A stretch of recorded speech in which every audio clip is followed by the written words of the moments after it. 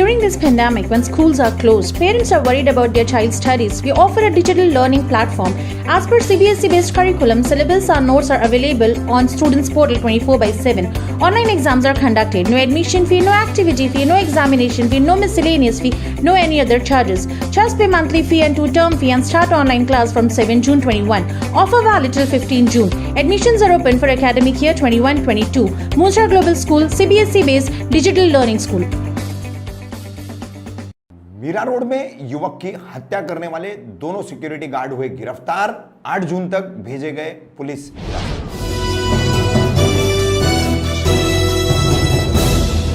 रफीक कामदार, हिंदुस्तानी reporter में आपका स्वागत है। जैसे कि हमने पहले भी आपको खबर बताई थी, गत 29 मई को मीरा रोड के सृष्टि कॉम्प्लेक्स में अभिषेक मान सिंह नामक एक युवक की, 19 वर्षीय युवक है ये, इसकी 2 सिक्योरिटी गार्डों ने मामूली विवाद के चलते धारदार हथियारों से हत्या कर दी थी। उसके बाद से दोनों फरार थे, जिसमें से मीरा भाईंदर वसई विरार पुलिस आयुक्तालय की क्राइम ब्रांच ने सुभाष बिजली पांडे, उम्र 56 वर्ष, इसको गुजरात के नवसारी परिसर से गिरफ्तार किया था।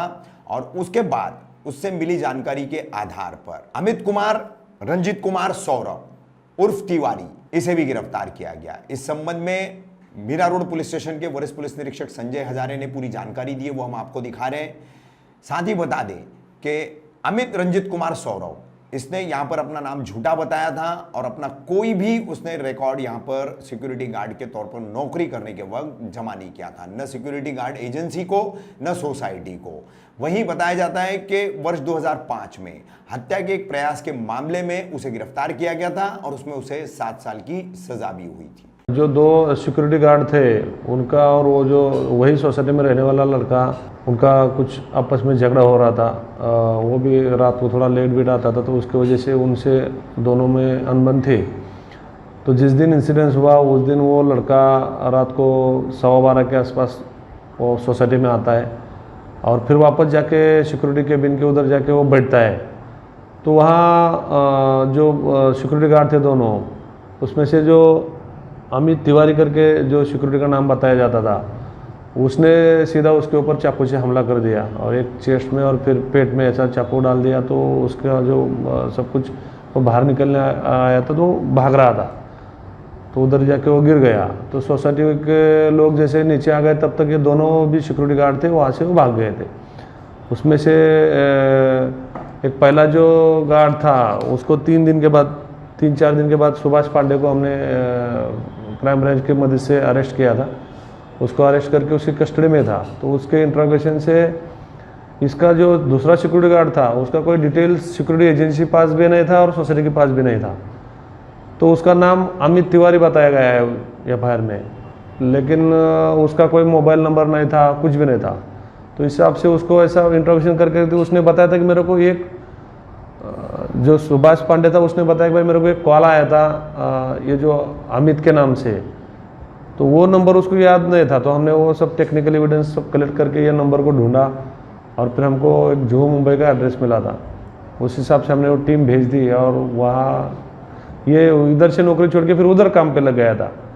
तो उसको लाया तो उसका असली नाम अमित कुमार सौरभ है, वो ना कि तिवारी। तो हमने उसको अरेस्ट कर लिया है और जो भी कानून की कार्रवाई है उसको 8 जून तक पुलिस कस्टडी रिमांड अभी हमारे पास चल रही है। दोनों आरोपी पुलिस कस्टडी में, दोनों को अरेस्ट कर लिया है। सर कि ये जो अब तक हत्या की इससे जानकारी होता है कि भाई इससे छोटा मोटा झगड़ा होता था ये लड़के का और ये सिक्योरिटी गार्ड लोगों का। तो उस दिन उसका कहना है कि आरोपी का है कि भाई मुझे मारने के लिए वो कोई लड़के लोग ले आने वाला था। तो उसने दूसरे वॉचमैन ने इसको बताया कि तेरे को मारने के लिए लेके आया, तो वो चाकू लेके बैठा था। और जैसा ही ये लड़का आया और गया फिर वापस आया, तो उधर बैठने के बाद उसको डाउट आया कि वो मुझे कुछ तो करेगा। तो उसने करने से पहले इसने उसके ऊपर हमला बोल दिया।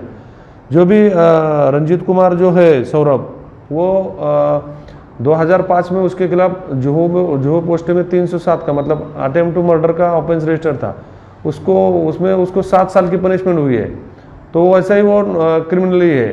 तो उसने उसके ऊपर हमला करके उसमें वो लड़की की डेथ हो गई है। ये जो सुभाष पांडे जो है, जो उसका 56 के ऊपर उम्र है, 58-56, उसका कोई बैकग्राउंड मतलब कोई क्रिमिनल रिकॉर्ड नहीं है। लेकिन ये जो दूसरा आरोपी है जिसने चाकू से वो लड़के को मारा, वो रंजीत कुमार सौरभ, उसका रिकॉर्ड है उसके ऊपर, मतलब वो जेल भर के ही आए हैं और बाकी का हम लोग तहकीकात कर रहे हैं और कोई कहाँ ऑफेंस उसके खिलाफ रजिस्टर है करके। एक्चुअली जो चाकू से हमला किया तो सौरभ ने किया और उसी वजह से उसकी डेथ भी हो गई, लेकिन वो साथ में था। अभी उनके घर वाले को इसके साथ भी झगड़ा होता था ऐसा कहना है, तो पूरा इंक्वायरी के बाद पता चलेगा कि ये जो दूसरा वाला जो आरोपी है उसका क्या रोल आता है सामने, उस हिसाब से हम लोग आगे कार्रवाई करेंगे। 8 जून तक पुलिस कस्टडी रिमांड है दोनों आरोपी की और फिलहाल हमारे कस्टडी में है। जो भी एविडेंस हम लोग कलेक्ट कर रहे हैं वो हमारे पास उपलब्ध है अभी।